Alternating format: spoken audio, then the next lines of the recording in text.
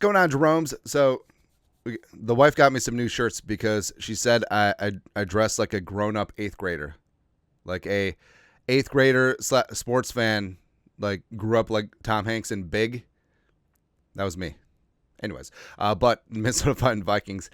It just seems like with the national media jabroni haircuts, ESPN in particular, they always got their thumb down on the scale against the Vikings. No matter what the Vikings do, no respect, as evidence from the power rankings and blah, blah, blah, and all that stuff. Now, as we repeat time after time, we rally against the national media jabroni haircuts. We rage against the machine because the national media still conveys to the general public the perception of the league, right? And we gone down the whole history. It was very easy to rip on the Vikings back in the newsprint days when the Vikings lost 4 Super Bowls in 8 years. It's kind of rough. And that's just carried over with inertia. But it taints legacies and never getting the respect, never getting the time of day. It's fine. Love playing the underdog. But as we say, like Joe 12-pack out there, who's just a casual fan of the league, all of a sudden, like he sees this up on ESPN or NFL Network or Fox Sports, is like, oh, the Vikings are actually Garbaggio. They're fool's gold. They're Ferrawads. So it does matter. Well, it matters in perception because you want to feel good about your team, but also on the field doesn't really matter, right? But long story longer, never forget, as much as you dislike the national media for sports, it's not enough. Right, so earlier before the start of the season, ESPN analytics Seth Walder predicted that the Vikings end up with the number 1 overall pick and the worst record in the National Football League, 4-13. Remember, they also predicted that the Packers, Lions, and Bears, oh my, would all go to the playoffs. How's that one working out? Yeah, but after the Vikings put a shellacking, put the Texans in the hurt locker 34-7, all of a sudden some eyebrows are being raised, especially a week after beating the reigning defending NFC champion San Francisco 49ers. Although the Rams showed us maybe that's not such a big deal. But ESPN, here's a write-up this morning after week 3 action. Houston 7, a lot less than 34. Vikings, how good are the Vikings? Through 3 weeks, the Vikings have been one of the league's best teams. Really fantastic. We're reading. I feel like it's the shirt. I can't read with the shirt. They've won on the road at the Giants week 1. Although the Giants have sort of turned things around, and also Daniel Jones hasn't played like ass, thank you, so maybe it was Flores. Defeated one of the NFC's best teams, 49ers, in week 2, and now have battered one of the AFC's top squadrons in week 3. Sunday, they jumped on the Texans and did not let up. It has been 5 years, week 15 of the 2019 season, since the Vikings won a game by 24 or more points, which is kind of shocking. And a little bit disappointing, too. Like, even towards the end of the Zimmer regime and throughout the Kevin O'Connell regime, when the Vikings got a lead, they're just like, okay, let's salt this 3-point lead away. And they never kept their foot on the gas. And, sometimes they let the other team creep in. And especially like 2022, Kevin O'Connell's first season, that's when the Vikings had all those one-score games. Every single game was tight. There were, 11-0 in the regular season in one-score games? 11-1 if you include the playoffs.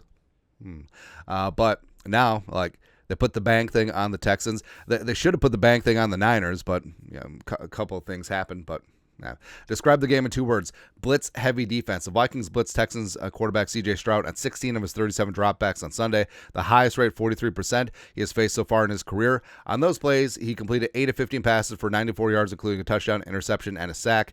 He was sacked 3 times by former Texans linebacker John Grenard. And what's interesting is that Flores' blitz percentage overall is down from last season, almost halved.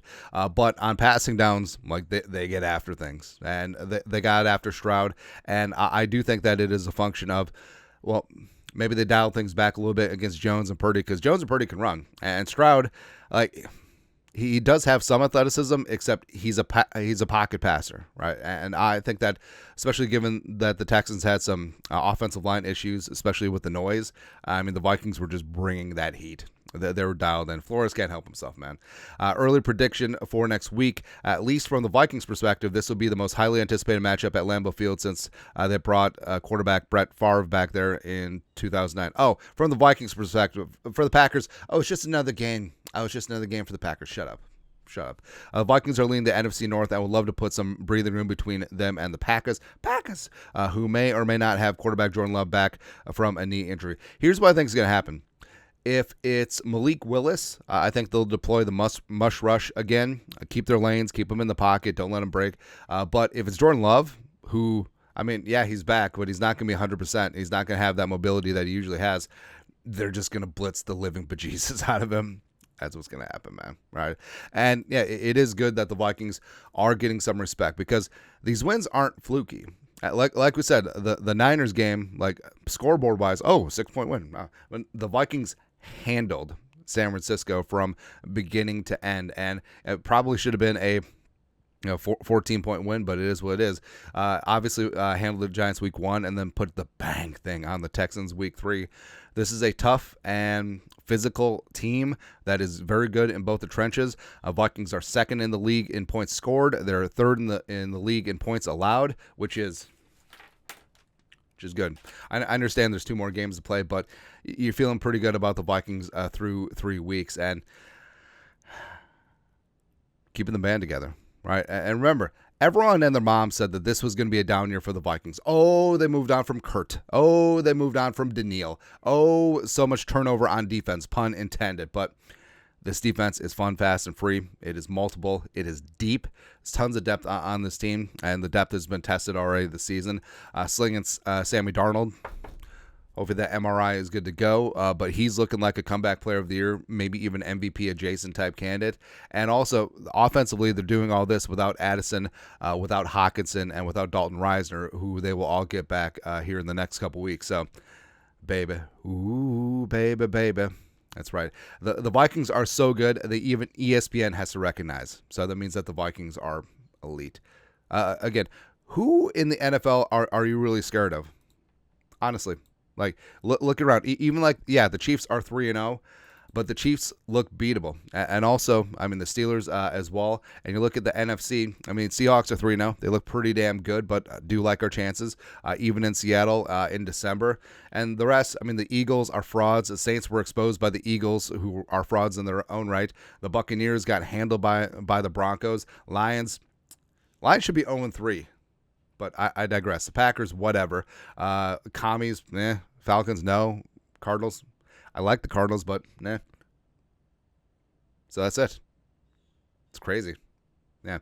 It's crazy how perceptions of who's going to be good and who's not going to be good change.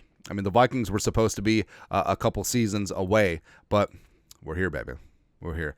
But your thoughts are thoughts. ESPN actually gives the Vikings a little bit of respect. Let us know your thoughts. Our thoughts, comment section below. Subscribe for daily Vikings takes. Want to support the work? Put a little something in the Venmo. But till next time, Skol, production value.